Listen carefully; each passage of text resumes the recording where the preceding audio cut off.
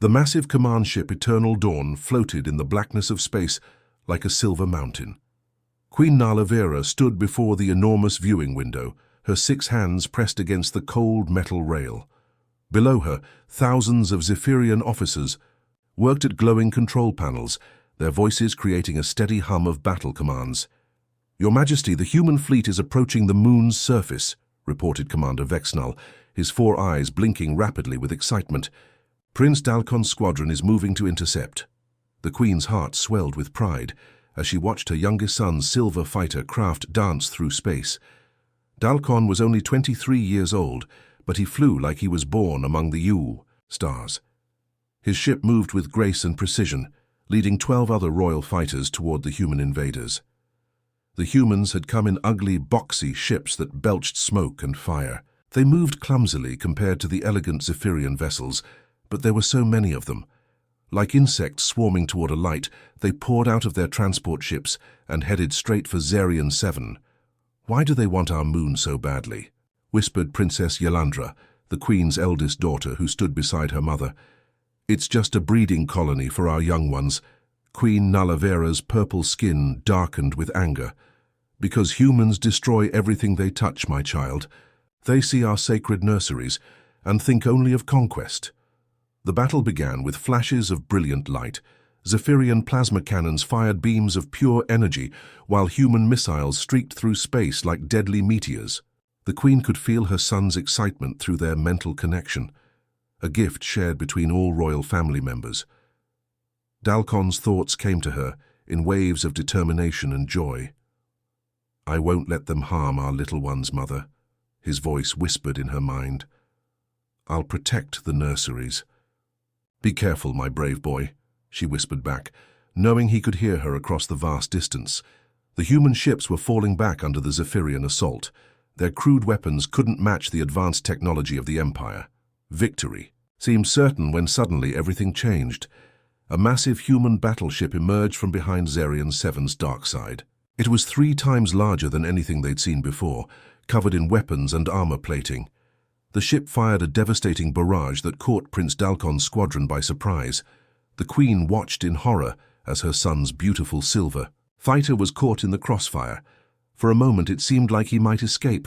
His ship twisted and turned, trying to avoid the incoming fire. But then a human missile found its mark. The explosion was brilliant orange and white, like a small sun being born and dying in an instant. The Queen felt the exact moment when her telepathic connection to Dalcon vanished. 1 second she could sense his thoughts and feelings. The next, there was nothing but cold, empty silence. "No!" she screamed, her voice echoing through the command deck. Every officer turned to look at their Queen, but she didn't care. Her baby, her youngest and most beloved child, was gone.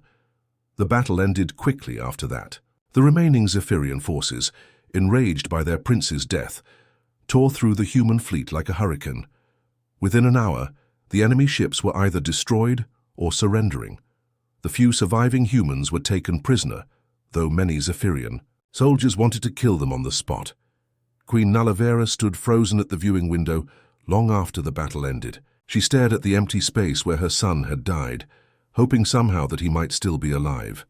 But the silence in her mind told her the truth she didn't want to accept.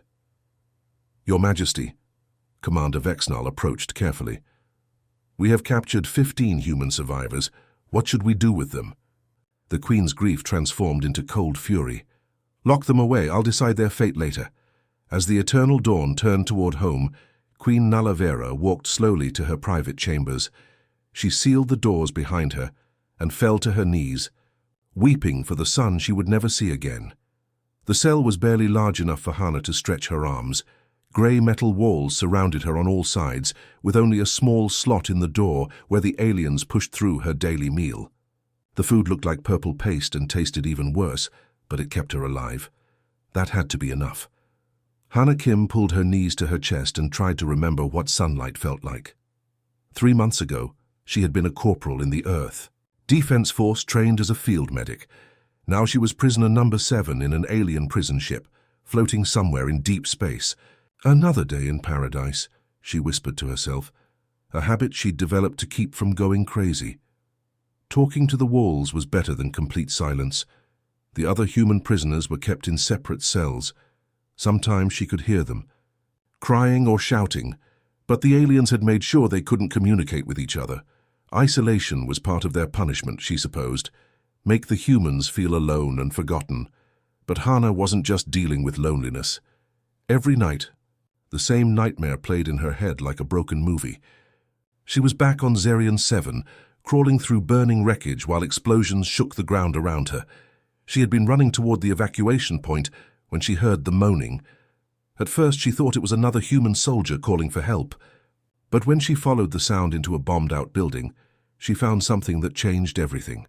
A young Zephyrian pilot was trapped under a fallen beam, his silver flight suit torn and bloody. One of his forearms was bent at a terrible angle and green blood pooled around his head. Any sane person would have kept running. The aliens were the enemy. They had started this war. They deserved whatever happened to them. But Hana wasn't thinking like a soldier in that moment. She was thinking like a medic. "Oh God," she had whispered, dropping to her knees beside the injured alien. His breathing was shallow and rapid. Without immediate surgery, he would die within the hour. Her hands moved automatically, pulling medical supplies from her backpack.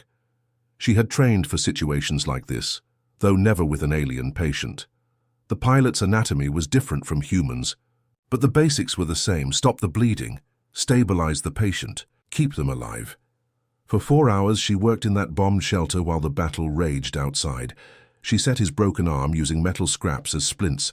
She stitched up the head wound with surgical thread. When his breathing became labored, she performed an emergency procedure to clear his airways. The young alien drifted in and out of consciousness during the surgery. Sometimes his large silver eyes would flutter open and stare at her with confusion. He tried to speak once, but only alien words came out. Hana didn't understand the language, but his tone seemed grateful. "It's okay," she had whispered, working to stop internal bleeding. "You're going to be fine, I've got you." When Zephyrian rescue ships finally arrived, the pilot was stable but unconscious. Hana barely had time to hide before alien soldiers found their missing comrade. She watched from the shadows as they carefully loaded him onto a medical transport. Then she ran toward the human evacuation point. She never made it. A Zephyrian patrol caught her 2 hours later. Now, sitting in her prison cell, Hana stared at the small viewing screen mounted on the wall. The aliens broadcast their news programs to the prisoners, probably as psychological warfare. Most of it was in their language, but there were enough images for her to understand the basic stories. Today's broadcast showed Queen Nalavera giving a speech to thousands of Zephyrian citizens. The alien queen looked older than in previous broadcasts, her purple skin pale with grief. Behind her stood a large portrait of a young male Zephyrian in a silver flight suit. Hana's blood turned to ice. She recognized that face, those silver eyes. The same alien she had spent 4 hours saving was staring back at her from the news broadcast. "Prince Dalkon, beloved son of the Empire, gave his life defending our sacred nurseries," the translator voice announced. "The Queen continues to mourn her fallen heir." Hana pressed her hands against her mouth to keep from screaming. The alien she had saved wasn't just any pilot. He was the enemy prince, and according to their news, he was supposed to be dead. But Hana knew the truth. When those rescue ships found him, Prince Dalkon had been alive, badly injured but alive. Her surgery had worked. So why was his mother announcing his death to the entire empire? The implications hit her like a physical blow. If the prince was alive but hidden away, and if anyone discovered that a human had saved him, it would destroy everything the Zephyrians believed about this war. Humans weren't supposed to show mercy to their enemies. They certainly weren't supposed to risk their lives saving alien royalty. Hana slumped against the cold wall, overwhelmed by the weight of her secret. She had saved the life of an enemy prince, and now she was the only person who knew he might still be alive. The question was, what was she supposed to do about it? Outside her cell, alien guards walked past on their regular patrol. None of them knew that prisoner number 7 carried information that could change the course of the entire war. Queen Nalavera had avoided the detention levels for 3 months. Every time her advisors suggested interrogating the human prisoners, she found excuses to delay. The truth was simple. She didn't want to look at the faces of the species that had killed her son. But today, political pressure from the Imperial Council forced her hand. "Your Majesty, we need information about human military capabilities," General Kexthor had argued that morning. "These prisoners might know about future attack plans. The Empire's security depends on it." So here she was, walking through the sterile corridors of the prison ship, her royal guards flanking her on both sides. The Queen had expected to feel rage when she finally faced her son's killers. Instead, she felt nothing but exhaustion. "Bring me the first prisoner," she commanded as they entered the interrogation chamber. The room was stark and cold, with only a metal table and 2 chairs. Recording devices hummed quietly in the corners. The guards brought in a human male who looked terrified. He couldn't have been older than 20, with shaking hands and wide eyes. When he saw the Queen, he immediately began babbling in his crude language, probably begging for mercy. "Do you speak our tongue?" the Queen asked in Zephyrian. The young man shook his head frantically.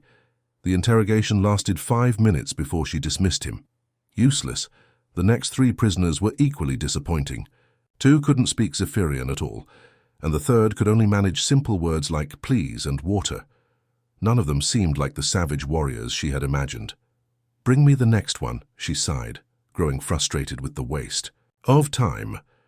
When the guards escorted in prisoner number 7, Queen Nalavera immediately noticed something different. This human was a young woman, small and quiet, who walked into the room without the terror that had marked the others.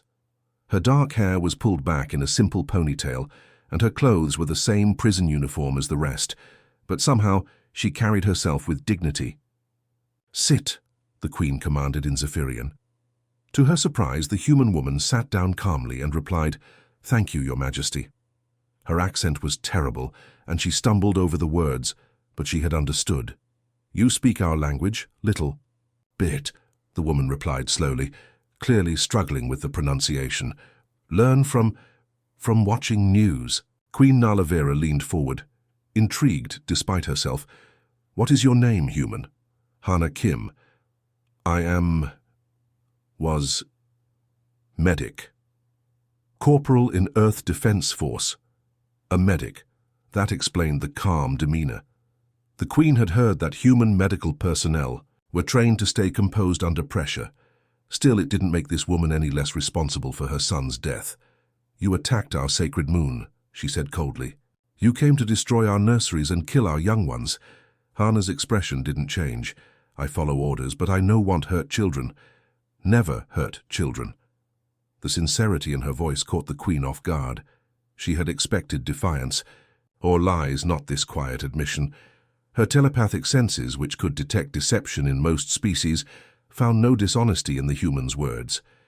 "Yet you came with weapons to make war upon us." "Yes," Hana nodded sadly. War is terrible thing. Both sides lose much."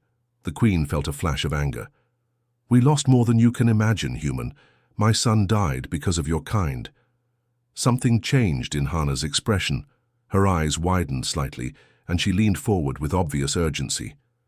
"Your son, Prince Dalkon. You know his name?" The Queen's voice turned dangerous. "Did you see him die?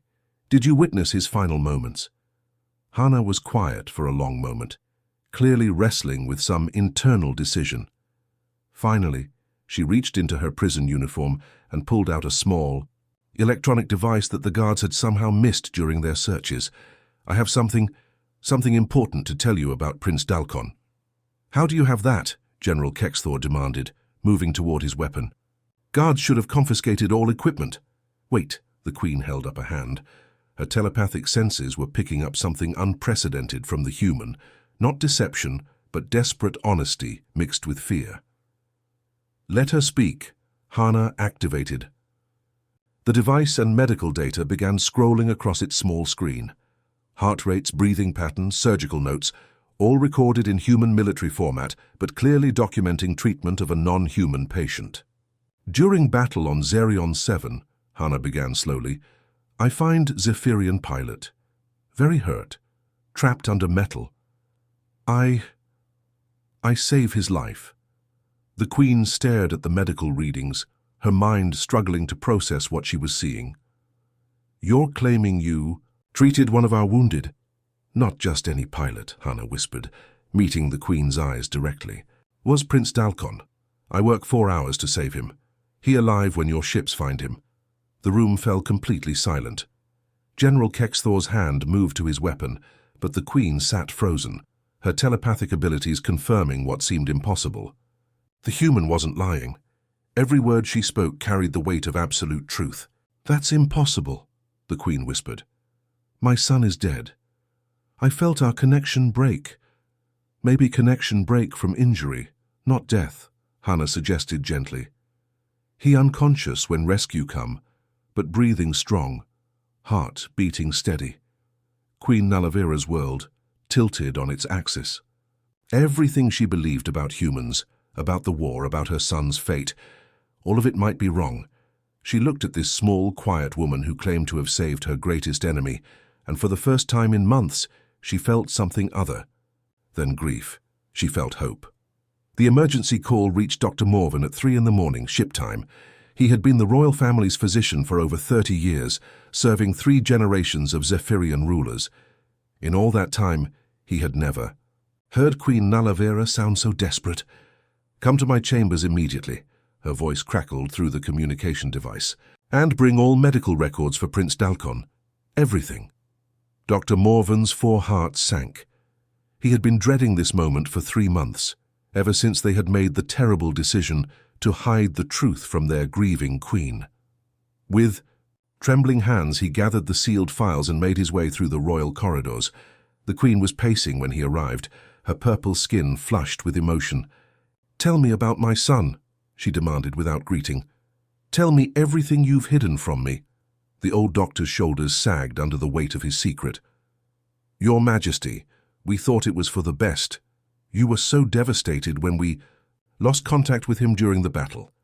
We didn't want to give you false hope if—" "Just tell me the truth," she interrupted, her voice echoing off the ornate walls. Dr. Morven opened the first file with shaking hands. Prince Dalcon was found alive in the wreckage on Zerion 7, badly injured but alive. The rescue team brought him directly to medical. "Station Omega 7, our most secure facility." The Queen's knees nearly buckled. After months of believing her son was dead, hearing confirmation of his survival was almost too much to bear. "What is his condition?" "He's in a deep coma, Your Majesty. His body has healed from most of the physical injuries, but his brain activity remains minimal. We've tried every treatment in our medical database, but nothing has worked." The doctor activated a holographic display showing brain scans and vital signs. "The strange thing is, someone performed emergency surgery on him before our rescue team arrived. Crude work by our standards, but surprisingly effective. Whoever did it saved his life." Queen Nalavera thought of Hannah Kim sitting in the interrogation room, calmly explaining how she had spent 4 hours operating on an enemy pilot. "How long has he been in this coma?" "Since we found him 3 months ago. He shows no signs of improvement, but he's stable. We've kept him at the remote station because—" Dr. Morven hesitated. "Because you thought I couldn't handle seeing him like that," the Queen finished bitterly. "You made that decision for me. Your Majesty, you were in such pain. We thought if Prince Dalcon died despite our efforts, it would be easier if you believed he had already passed during the battle. We were trying to protect you from further heartbreak." The Queen turned away, staring out at the stars beyond her window. "I've spent 3 months mourning a son who might still recover. 3 months of grief that could have been spent fighting for his life." She was quiet for several minutes, processing everything. Finally, she turned back to her physician. "I want to see him immediately." "Of course, Your Majesty. I'll prepare the royal transport, and I want the human medic brought along." "Dr." Morven's eyes widened in shock. "Your Majesty, surely you don't mean to bring an enemy prisoner to—" "That prisoner saved my son's life when she could have left him to die. Her medical records show exactly what procedures she performed, and you've admitted that her work was effective." The Queen's voice grew stronger with each word. "If our advanced medicine can't wake him, perhaps combining it with human techniques might succeed. But the security risks will be managed. I want the prisoner Hannah Kim prepared for medical transport along with whatever equipment she needs, and Dr. Morven." The Queen fixed him with a stern look. "No more decisions made for my own good. I am still your queen, and I will face whatever comes next with my eyes open." 2 hours later, a small convoy of ships departed for Medical Station Omega-7.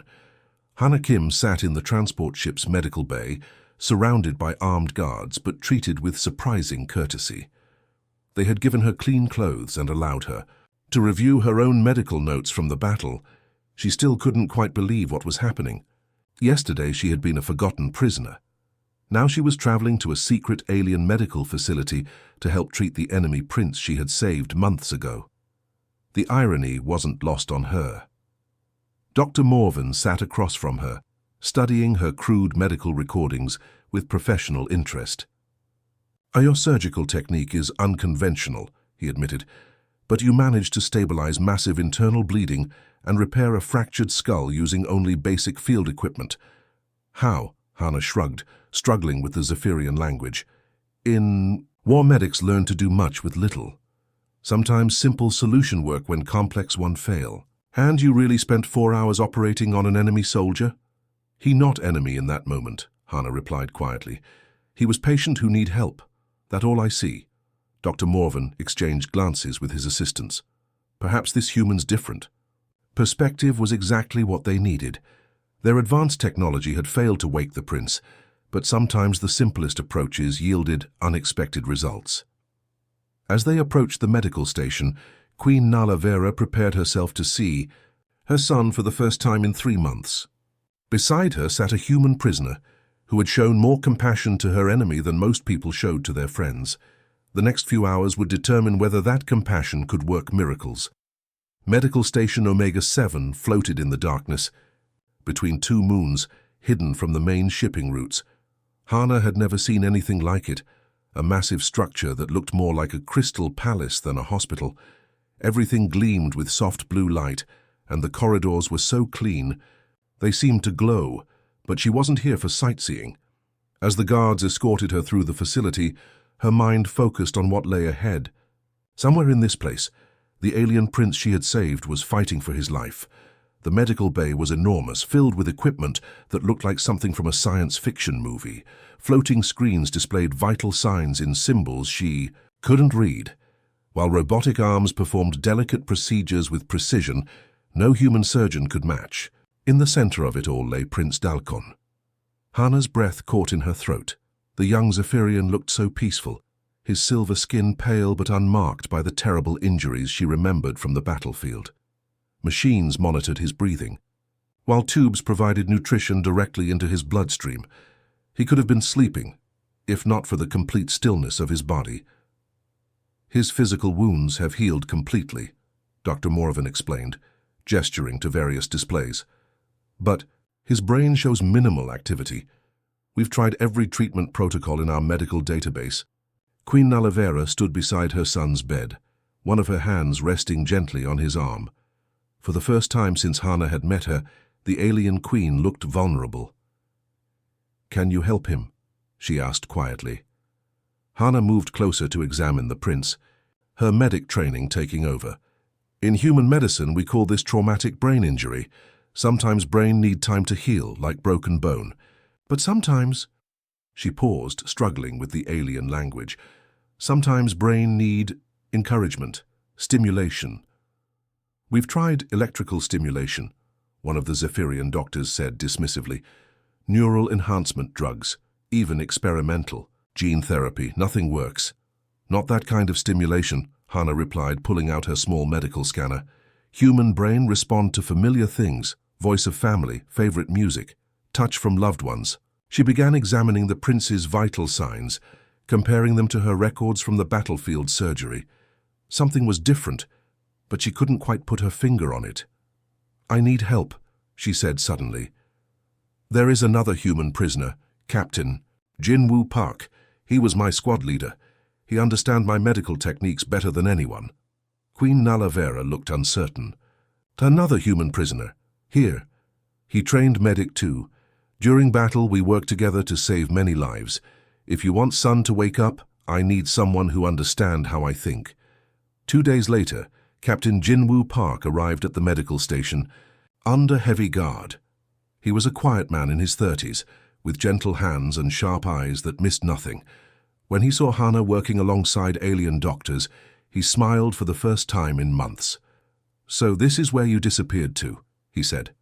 In Korean, then switched to broken Zephyrian. "I help however I can." Together they began developing new treatment approaches. Jinwoo's steady hands proved invaluable when they needed to perform delicate procedures, while Hana's intuitive understanding of trauma medicine guided their decisions. The Zephyrian doctors watched with growing respect as the humans demonstrated techniques that seemed primitive but achieved remarkable results. "Your people have interesting approach to healing," Dr. Morvan observed as they worked. "Less technology, more intuition." "Humans survive by adapting," Jinwoo explained. "We learn to work with what we have, not what we wish we had." During the long hours, Hana found herself talking to Queen Nalavera. At first, their conversations were strictly medical, discussing the prince's condition and potential treatments. But gradually they began sharing more personal stories. "I lost my younger brother in the war," Hana said one evening as they monitored the prince's brain activity. "He was engineer, not soldier, but human ships need engineers, so he volunteered. Died when his ship was attacked near Jupiter." The Queen's expression softened. "I'm sorry for your loss. War takes the best from both sides." "He was only 19, Hana continued. "Same age as Prince Dalakon, I think. He wants to build bridges between planets, not fight wars." "Dalakon also dreams of peace," the Queen admitted. "He always said the war would end with his generation one way or another." As days passed, they noticed small changes in the prince's condition. His brain activity increased slightly during certain procedures. His vital signs became more stable. Most encouraging of all, he began responding to familiar voices, especially his mother's. "He's fighting to come back," Jinwoo observed, studying the latest brain scans. "But something's still holding him back." Hana nodded thoughtfully. "Maybe he need to know it's safe to wake up. That war not waiting for him." She had an idea, but it would require trust from both sides, trust that seemed impossible just weeks ago. Looking at Queen Nalavera, who had spent hours talking to her unconscious son, Hana realized that maybe the impossible was becoming possible. "I think I know how to help him," she said quietly. "But you're not going to like it." The morning of the breakthrough started like any other.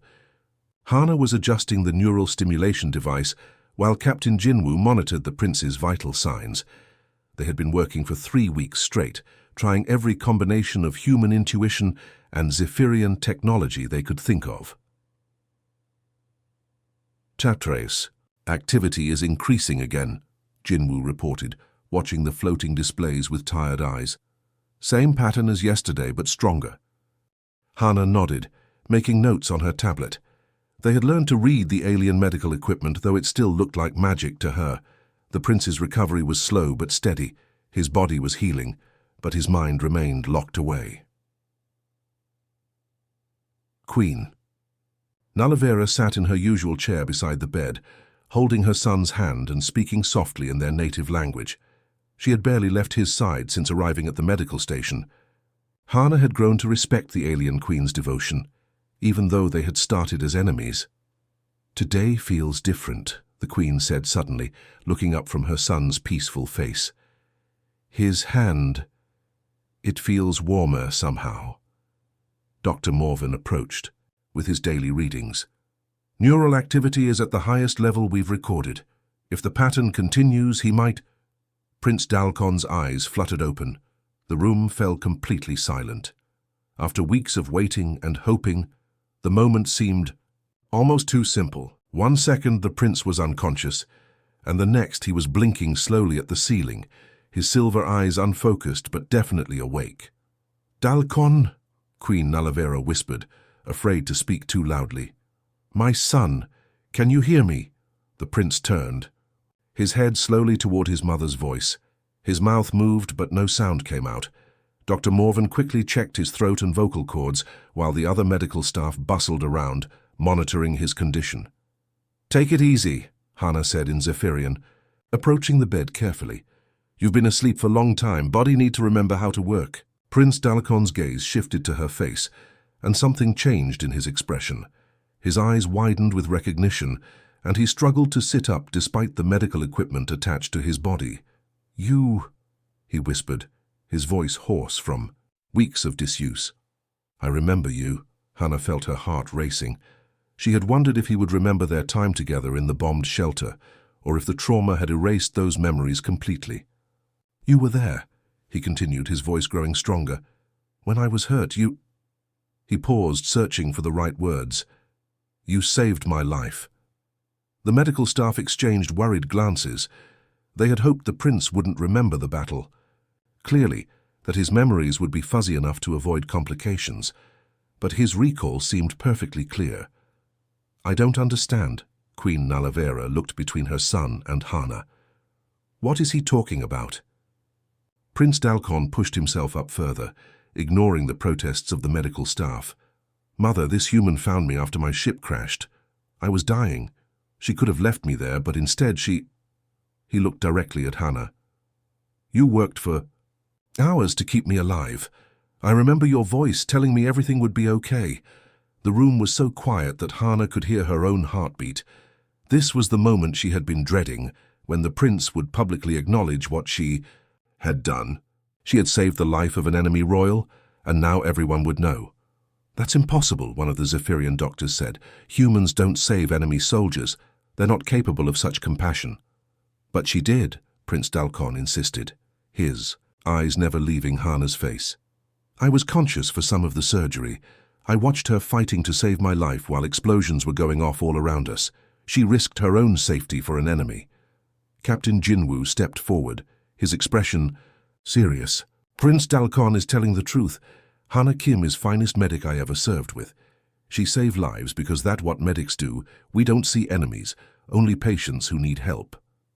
Queen Nalavera stared at her son, then at Hana, then back at her. Son? Everything she believed about humans was crumbling before her eyes. These weren't the savage beasts that her military commanders described. They were people capable of mercy, compassion, and self-sacrifice. Prince Dalkon suddenly did something that shocked everyone in the room. Despite his weakness, he swung his legs over the side of the medical bed and stood up. Before anyone could stop him, he walked over to Hana and wrapped his arms around her in a gentle embrace. Thank you, he whispered in perfect English, a language he had learned as part of his royal education. Thank you for giving me the chance to see my mother again. Hana stood frozen in the alien prince's embrace, aware that this moment was being recorded by the medical facility's security systems. Somewhere, military officers and government officials would be watching footage of an enemy prince hugging a human prisoner. The political implications were staggering. Your Highness, she finally managed to say, you don't need to thank me. I just did what any medic would do. No, he said, stepping back but keeping his hands on her shoulders. What you did was extraordinary. You showed mercy to someone who was supposed to be your enemy. That takes courage that most people don't have. Queen Nalavera watched this exchange with growing amazement. Her son, the future ruler of the Zephyrian Empire, was publicly honoring a human prisoner. More than that, he was treating her with the respect reserved for honored guests. Mother? Prince Dalkon turned to face the Queen while keeping one hand on Hana's shoulder. This woman is not our enemy, neither are her people if they're capable of this kind of compassion. Maybe it's time we reconsidered everything we think we know about this war. The Queen looked at her son, alive, awake, and challenging everything she had believed for decades. Then she looked at Hana Kim, the quiet human medic who had risked everything to save a stranger's life. For the first time in her long reign, Queen Nalavera began to wonder if peace might actually be possible. The news hit the Zephyrian Empire like a meteor strike. Within hours of Prince Dalkon's public awakening, every communication channel buzzed with the impossible story. The beloved prince, mourned as dead for 3 months, was alive. But the second part of the news, that a human soldier had saved his life, split the empire down the middle. In the capital city of Veltara, crowds gathered in the public squares, their voices rising in heated debate. On one side stood the traditionalists, led by the older generation who had fought humans for decades. On the other side, younger Zephyrians who had grown tired of endless war listened to Prince Dalcon's recorded message with growing wonder. "Fellow citizens," the prince had said in his broadcast, "I stand before you today because of an act of mercy from someone we have been taught to hate. This human medic, Hana Kim, risked her own life to save mine. She saw not an enemy but a person in need of help. Perhaps it is time we learn to see with such clarity." General Kexthor watched the broadcast from his military headquarters, his 4 fists clenched in rage. He had served the Empire for 40 years, fighting human forces across a dozen star systems. The idea that one of these creatures had touched royal blood, even to save it, filled him with disgust. "This is propaganda," he declared to his assembled officers. "Humans are incapable of genuine compassion. This woman clearly had ulterior motives. Perhaps she poisoned the prince during her so-called treatment. Perhaps she implanted some kind of mind control device. But Colonel Yexandra, one of his younger officers, dared to disagree. "Sir, the medical records are clear. She saved his life using only basic field equipment. There's no evidence of any deception. The evidence is irrelevant." Kexthor slammed his fist on the table. "What matters is that a human touched a member of the royal family. By our ancient laws, that alone is punishable by death. The creature must be executed immediately." Back at Medical Station Omega-7, Hana could feel the weight of an entire empire's attention pressing down on her. The facility's communication systems were flooded with messages, some supporting her actions, others calling for her blood. She tried to ignore the controversy and focus on helping Prince Dalcon complete his recovery, but the political storm was impossible to escape. "I'm sorry," Prince Dalcon said as they worked together in the physical therapy room. "I never meant for you to become the center of this chaos." Hana helped him with his balance exercises, noting how much stronger he had become in just a few days. "Not your fault," she replied in her careful Zephyrian. "Truth always caused trouble before it caused change." Captain Jinwoo, who had been monitoring the news feeds, approached with a worried expression. "Hana, you need to see this. General Kexthor is demanding an emergency session of the Imperial Council. He wants you brought to the capital for immediate trial." The implications were clear. A trial would be nothing more than a formality before execution. Hana had known this moment would come eventually, but she had hoped for more time to help the prince recover. "They can't do that," Prince Dalcon said angrily. "She's under my personal protection. I won't allow it." "Your Highness," Captain Jinwoo said respectfully, "your protection may not be enough. The general has significant support among the military leadership." Queen Nalavera entered the room at that moment, her expression grave. "I've just received word from the capital. General Kexthor has convinced half the Imperial Council that Hana poses a security threat. They're demanding her immediate transfer to a military tribunal." "Over my dead body," Prince Dalcon declared. "She saved my life. I won't let them murder her for showing mercy." The Queen looked at her son with a mixture of pride and worry. "Your father would have said the same thing at your age. But Dalcon, you must understand, this controversy is tearing the Empire apart.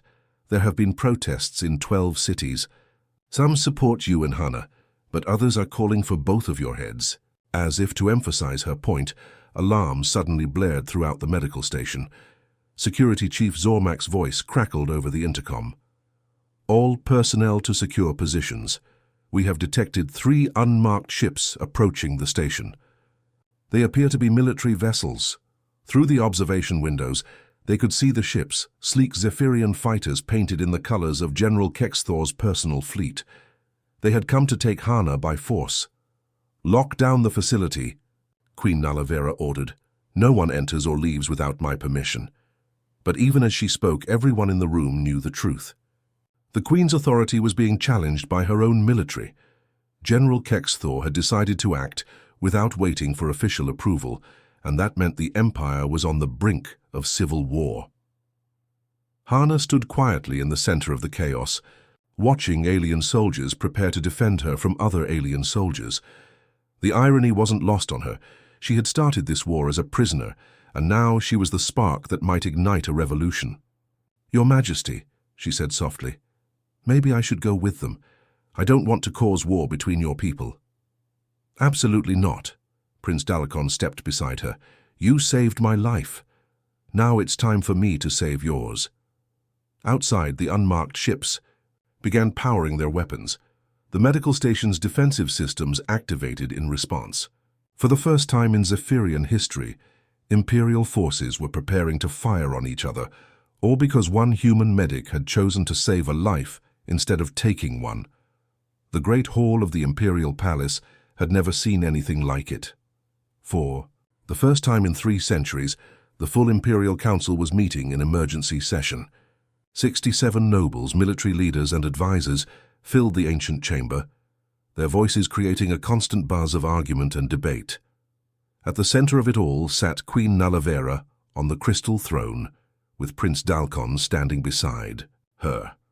Across the vast room, General Kexthor led the opposition, his supporters arranged behind him like an army preparing for battle. Hana Kim stood in the defendant's circle, surrounded by palace guards. She wore simple grey clothes and kept her eyes focused straight ahead, trying not to show how terrified she felt. The fate of not just herself, but possibly 2 entire species, would be decided in this room. "The law is clear," General Kexthor declared, his voice echoing off the marble walls. "No human may touch a member of the royal family, regardless of circumstances. The penalty for this crime has always been death.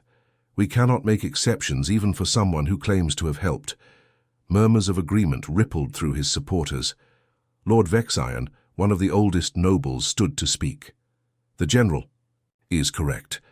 Our ancestors wrote these laws to protect the purity of the royal bloodline. If we ignore them now, what precedent does that set?" But Prince Dalakon stepped forward before anyone else could speak. "Honored council members, I invoke the ancient right of life debt." The entire hall fell silent. Even General Kexthor looked shocked. The right of life debt was an old law rarely used that bound a royal's honor to someone who had saved their life. "Your Highness," Lord Rexmar said carefully, "the right of life debt has never been claimed for an enemy combatant. It was meant for citizens of the Empire who showed exceptional loyalty." "The law doesn't specify citizenship," Prince Dalakon replied firmly. "It only states that anyone who preserves royal life through personal sacrifice earns the protection of that royal house. Hana Kim spent 4 hours performing surgery on me while explosions threatened her own safety. She had no obligation to help an enemy, yet she risked everything to save my life." Queen Nalavera watched her son with growing pride and worry. By invoking the right of life debt, he was putting his own honor on the line. If the council rejected his claim, it would be seen as a rejection of his judgment and his fitness to rule. "This is ridiculous," General Kexthor snarled. "The creature is a human. They're barely more intelligent than animals. You can't seriously claim that—" "General Kexthor," Hana's voice cut through the argument.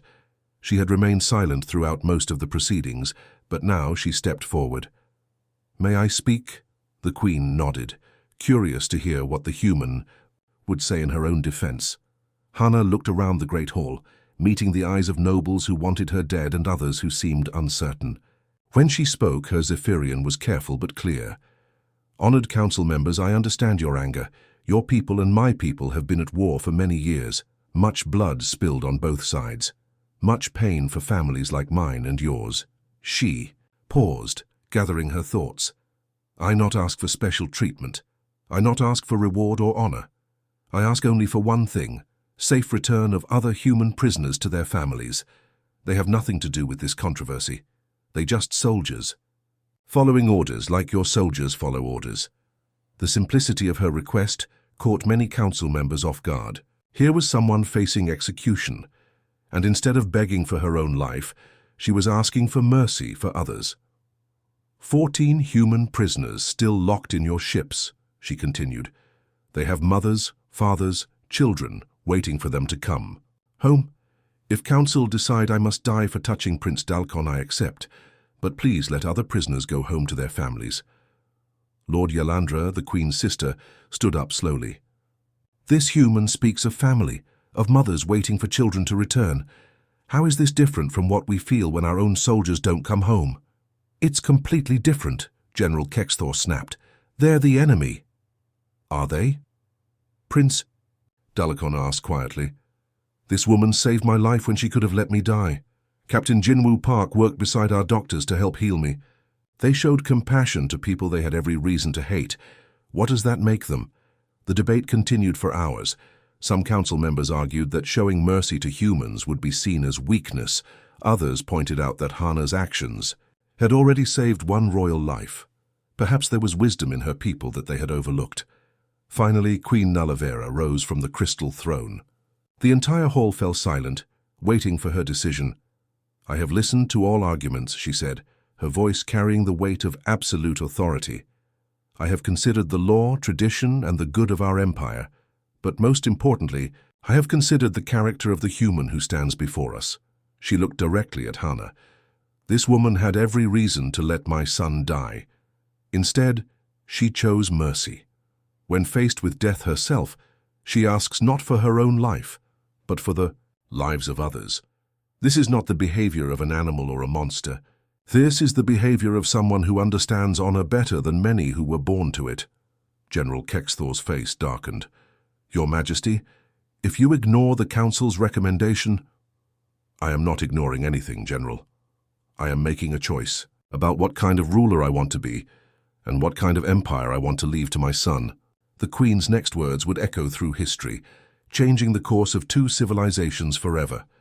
Queen Nalavera's voice rang through the great hall with absolute authority.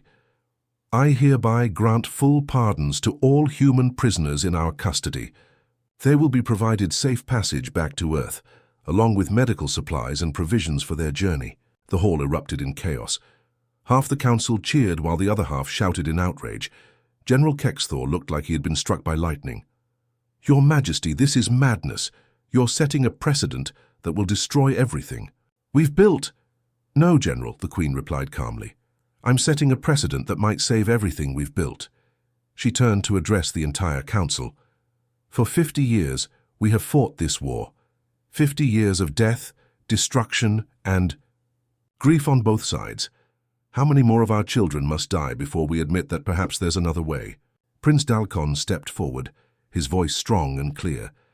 The human who saved my life could have let me die. Instead, she chose compassion. If our enemies are capable of such mercy, perhaps they're also capable of peace.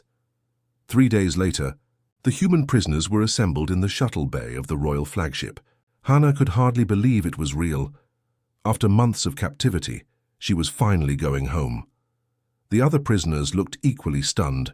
They had expected execution, not freedom. Captain Jinwoo Park approached her as they waited for final departure. Clearance.